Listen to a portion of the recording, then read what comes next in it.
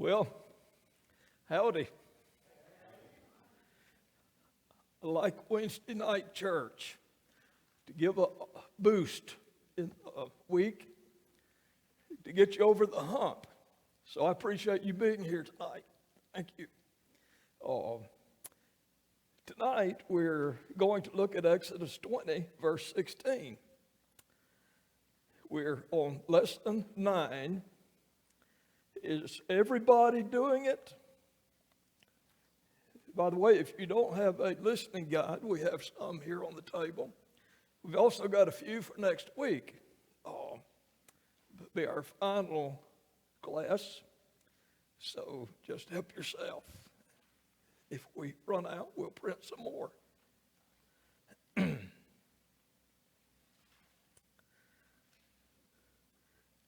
Exodus 20:16 simply tells us, do not bear false witness against your neighbor. In other words, don't lie. Don't lie. That should be a family value, that we not only practice ourselves, but we teach it to our children and our grandchildren. We model it the best we can in hopes that they will accept it as a value in our families. Time magazine ran a cover story titled, "Lying. Everybody's doing it." They start out by saying, lies, lies, lies. The current political campaign is erupting into a series of charges and countercharges of dishonesty and deception, all of which raises the question, is anyone around here telling the truth? Well, a recent survey of Americans said 66% of Americans say it is not wrong to tell lies. And only 31% of Americans agree with this statement. Honesty is the best policy. The inventor of the lie detector, after testing 25,000 people, concluded that human beings are basically deceptive. Those are pretty high numbers, aren't they?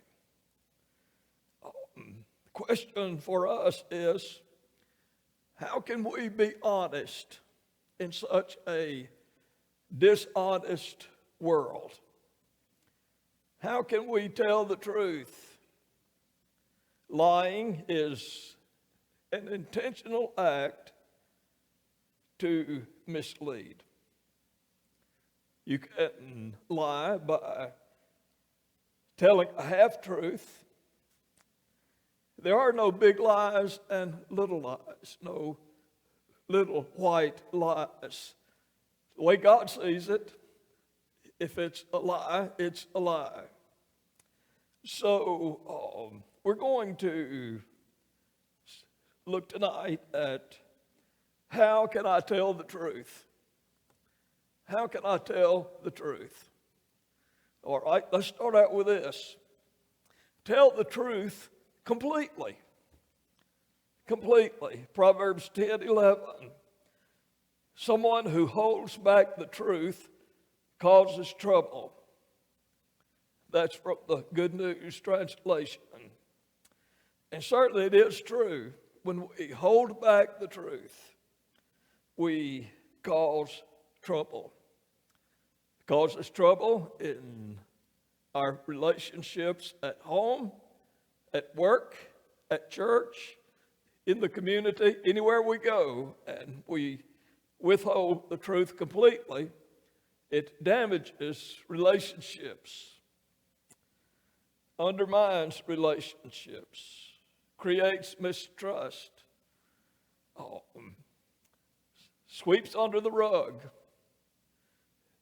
the truth, and eventually the lump gets bigger and bigger and bigger, and it explodes. So Proverbs 10:11, tell the truth completely. Also, Proverbs 28:23 says this: in the end, people appreciate frankness more than flattery. In theory, most of us would agree that honesty is always the best policy, right? We've said that over and over again. But there's a but to add to that, and it is when it comes down to the possibility of the truth causing confrontation, we think it might be a better idea to simply tell a lie. But the fact is, in the end, most people want you and me to tell them the truth. They appreciate honesty. So we're to tell the truth completely. Then secondly, we're to tell the truth consistently. Consistently. You say, well, I tell the truth 80% of the time. Well, that's not good. I mean, it's good you told it 80%, but it would be a whole lot better if you tell it 100% of the time. Because people won't know when to believe you if you tell the truth of 80%, even 90% of the time. They won't trust you at all if you lie 80% of the time. So we need to be consistently in telling the truth. The scripture, along with that, Ephesians 4:15 from the Amplified Bible reads, let our lives lovingly express the truth in all things, speaking truly, dealing truly, living truly. We need to strive for excellence in telling the truth, in being so consistent with it that it just becomes a way of life. It's a lifestyle for us to speak the truth. Proverbs 11:3, people who can't be trusted are destroyed by their own dishonesty. It destroys their character. It destroys, as we've said, relationship, and certainly destroys trust.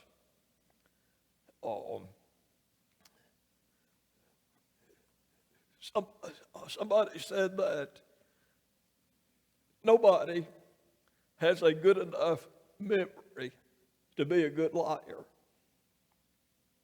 You think about that. That's true because, more lies you tell, the more lies you need to come up with. You have to make sure they don't counteract the lies you've told in the past. So we need to tell the truth consistently. And then the next one is this. We need to tell the truth lovingly. Ephesians 4:15 in the Amplified Bible, a portion of that reads, speak the truth in a spirit of love. Okay, now let's talk about this for a few moments. Speaking the truth in love. Sometimes when we do speak the truth, it's in confronting others over issues in their life. And we use the truth like a club to beat those people over the head rather than presenting the truth in a loving spirit. An old Arab proverb says, when you shoot an arrow, first dip it in honey. That's pretty good, isn't it? So people will change easier and quickly and listen to what you have to say if you speak the truth in love. How can you know if you're doing that?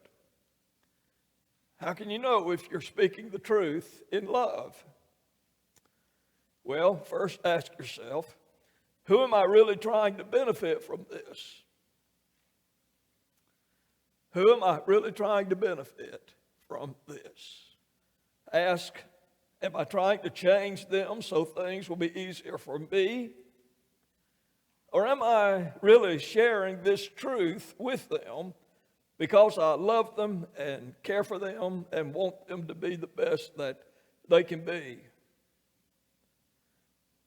So the issue is, are we speaking the truth to people for their benefit? If we are, we're speaking the truth out of love.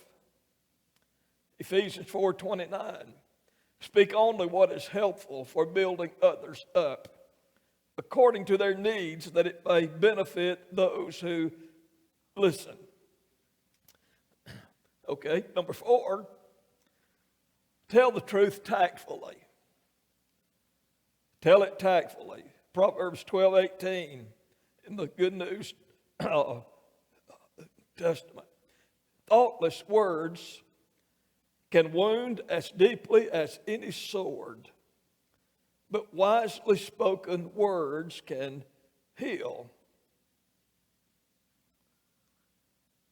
Sticks and stones may break my bones, but words will never hurt me. That's not true. Words can hurt people when we lie to them, when we don't tell them the truth tactfully, lovingly. It can either build them up or tear them down. Telling the truth with tact helps you to make a point without making an enemy. So learn to be tactful when you're speaking the truth to people. Question comes up, why don't we do these 4 things? All right, here it is. Matthew 12:34. For the mouth speaks what the heart is full of. You may recognize that scripture better in the New King James translation, where it says, out of the abundance of the heart, the mouth speaks. Matthew 15 and verse 9, or verse 19, says, for out of the heart cometh evil thoughts, murder, adultery, fornication, lying, and slander.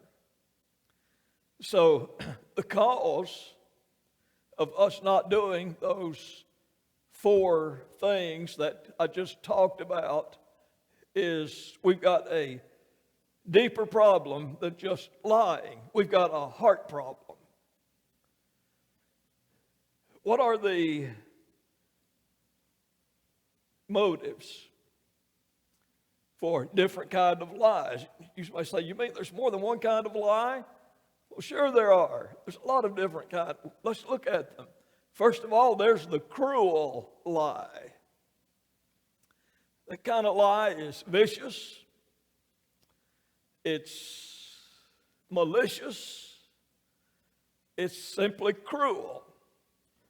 Why do people tell cruel lies.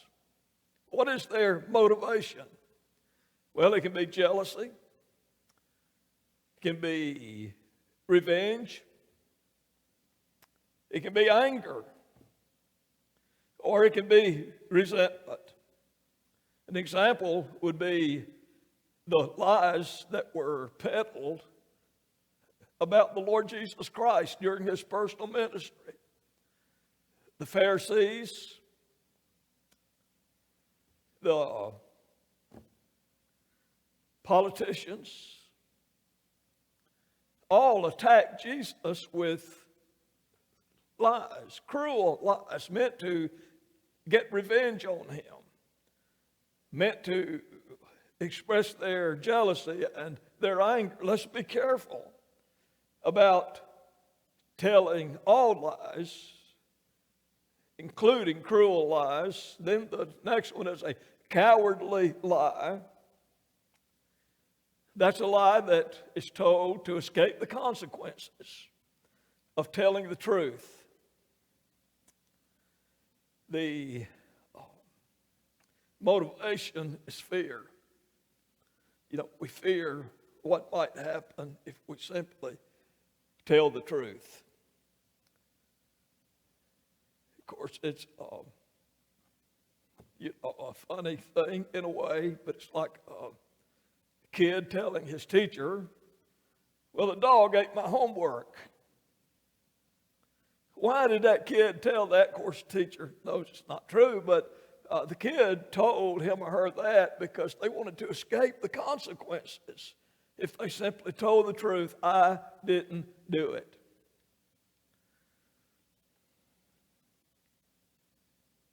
Thirdly, is the conceited lie. That's a lie that we tell to impress people. Our motivation is that we want to create a certain image about ourselves in the eyes of other people. We might have low self-esteem.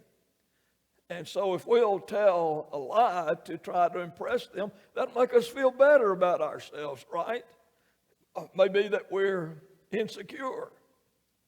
And by telling a lie, we think it makes us feel more secure in who we are.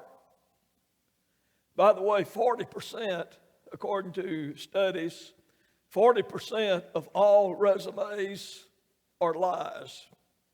Can you believe that? That's why you need to check out resumes carefully. Whether it be for an employee at work or a staff person at church, we need to check them out, make sure they're truthful. Then there's the calculated lie. That lie is told to manipulate. In particular, to manipulate people so that we can get our own way. Motivation for telling those sorts of lies are greed, selfishness. Examples would be con men,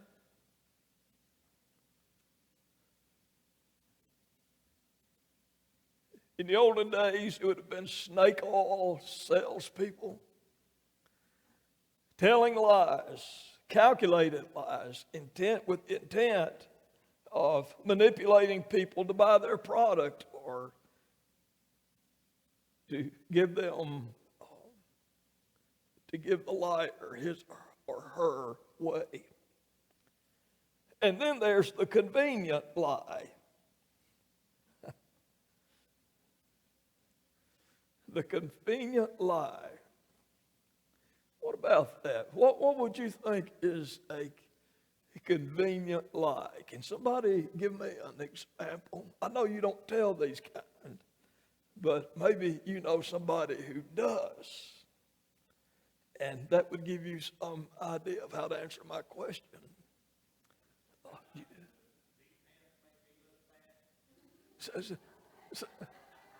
I didn't hear that.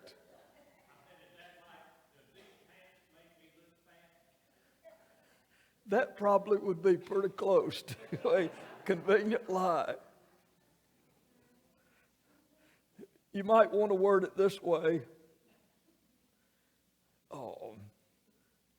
No man is smart to answer the question when his wife asks, do I look fat in this?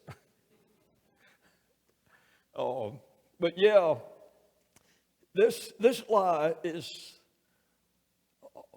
we tell it because it takes energy and time to tell the truth.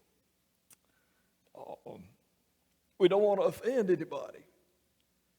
So it's more convenient. What about, here's an example. You invite, or you're invited out to a friend's house. Or maybe they take you out to dinner. And you have to get a babysitter, take care of your kids at home. And you tell the sitter, well, we'll be home by 11 o'clock. Be home by 11 o'clock. So you're out with these friends eating dinner, and you are bored stiff. The food is not all that good, and you're wishing you hadn't even come. So about 9 o'clock, you start looking at your watch, and you say, oh my, it's almost 9 o'clock. We told our sitter we'd be home by 9, so we have got to go. Thank you for inviting us. That would be a convenient lie, because it makes it convenient for you to get out of a situation that you don't want to be in.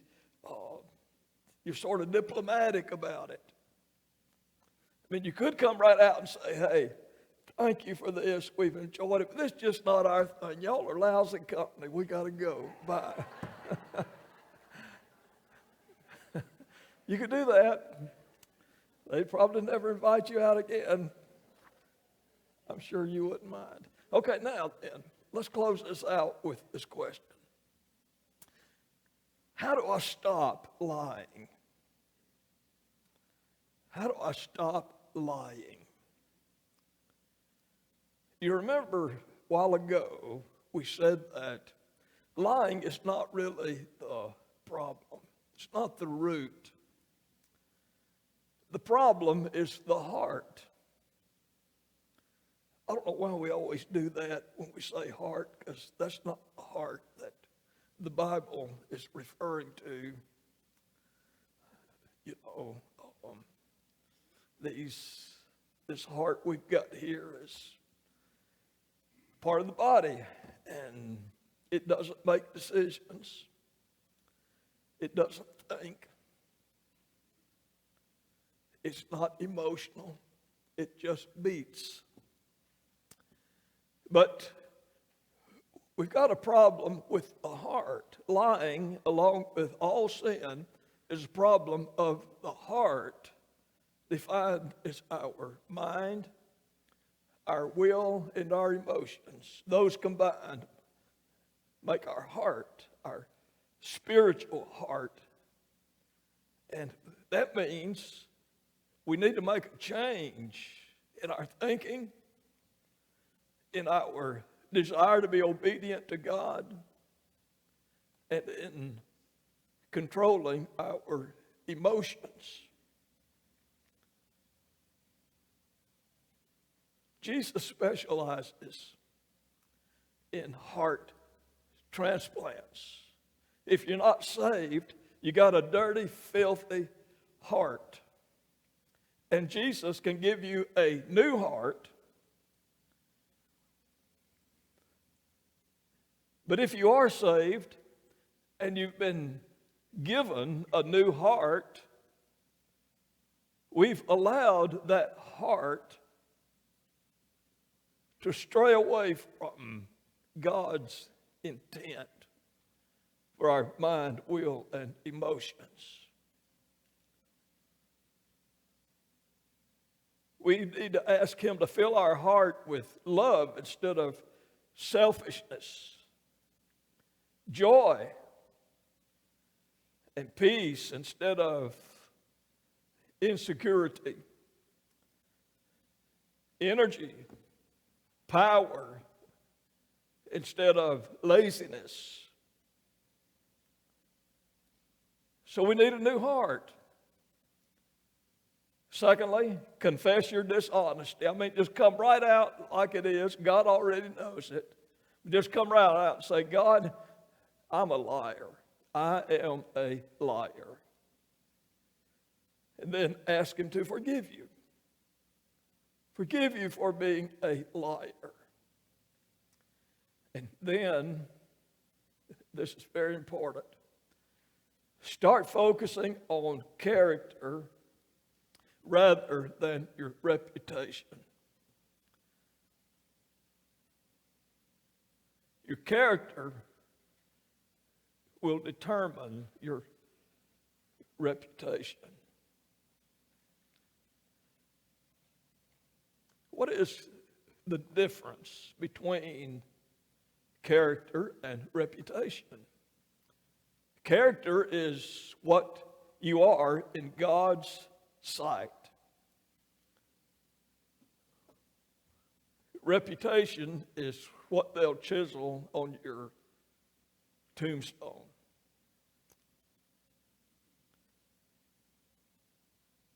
So as I've said in the past with these do not sins that are forbidden in the commandments, just stop it. Just stop it. And when our children lie, confront them with a lie. Confront them with truth, with love. And if we do that enough, they'll eventually catch on. Little boy was put to bed upstairs by his mother, who said, son, now go to sleep. Go to sleep. So she came back downstairs, and a few minutes later, she heard him upstairs playing. And she went upstairs and said, son, I told you to go to bed and go to sleep. And he said, Mommy, I'm scared.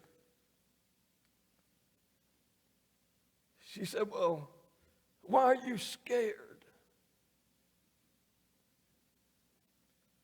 He said, there's a monster under my bed. She said, I'll look.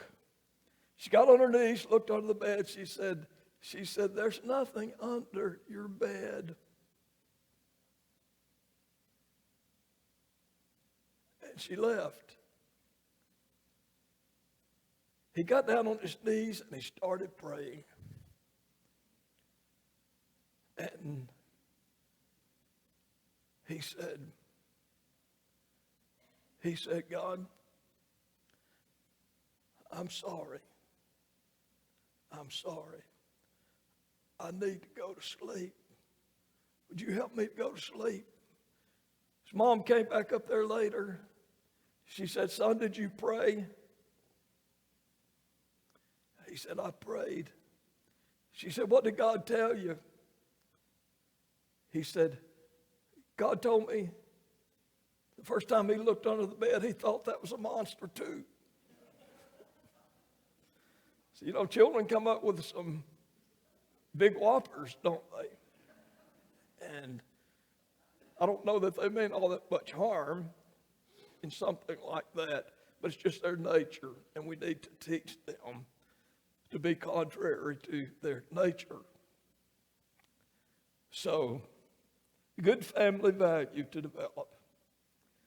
Stop lying. Next week, we'll conclude the series on the family values. The lesson will be the urge to acquire. Urge to acquire. So I hope you'll be here to close out this series, and I want to say I appreciate those of you who have stayed with it because when you're in a series like this and you're 10 weeks on the same theme, basically, runs across, a straight line, just on different subjects. You're not bouncing around from subject to subject. Sometimes you can get bored with that and say, what's the need? But you stuck with it. I appreciate that a lot. First Wednesday night in June, we'll start another series of lessons. Greatest sermon ever. You know what that is? What's the greatest sermon ever? Sermon on the Mount. Some folk think Sermon on the Mount is just the Beatitudes. It covers chapters 5 through 7 in Matthew. So we're going to take a few weeks and study the Sermon on the Mount because it is the greatest sermon ever preached. And I don't know how long it took Jesus to preach it. I've been wondering that. Today, if you go over 30 minutes with a sermon,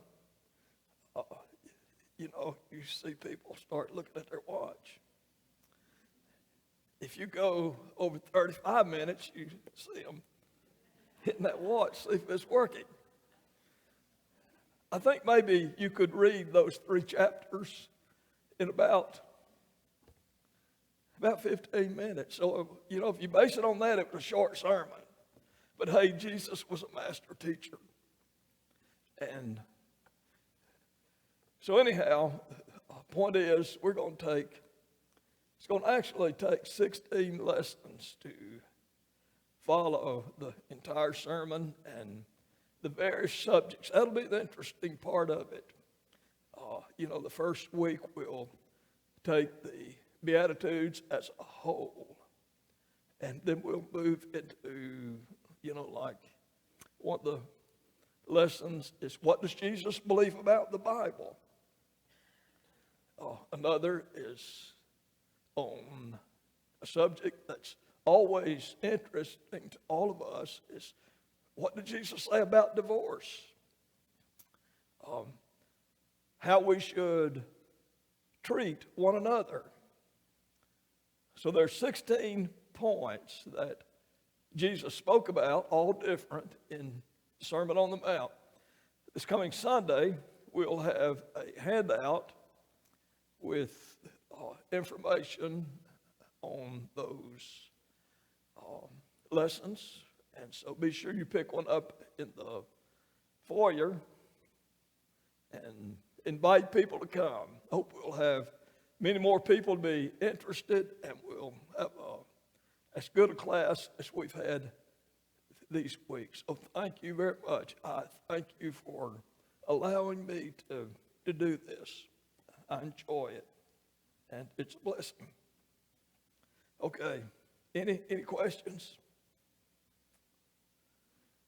Okay, Brother Billy, I'll just turn it back over to you.